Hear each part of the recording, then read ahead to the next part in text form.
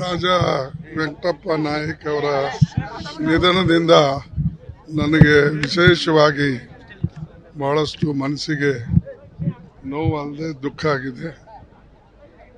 ಈ ಕುಟುಂಬದ ಜೊತೆಯಲ್ಲಿ ನಾನು ಸುಮಾರು ವರ್ಷದಿಂದ, ಸುಮಾರು 50-60 ವರ್ಷದಿಂದ ಸಂಬಂಧ ಇತ್ತು.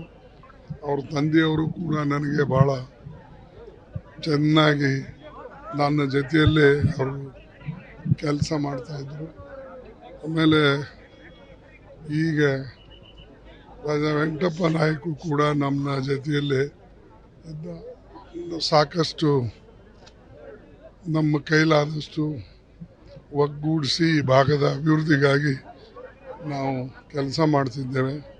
ವಿಶೇಷವಾಗಿ ಅಪ್ಪರ್ ಕೃಷ್ಣ ಪ್ರಾಜೆಕ್ಟ್ನಲ್ಲಿ, ಇರಿಗೇಷನ್ ಪ್ರಾಜೆಕ್ಟ್ನಲ್ಲಿ, ಇಂಥದ್ರಲ್ಲಿ ಎಲ್ಲನೂ ಕೂಡ ಮುತುವರ್ಜಿ ವಹಿಸಿ ಕೆಲಸ ಮಾಡ್ತಕ್ಕಂಥ ಒಬ್ಬ ಮುಖಂಡ ಈ ಭಾಗದಿಂದ ಅಗಲು ಹೋಗಿದ್ದಾನೆ.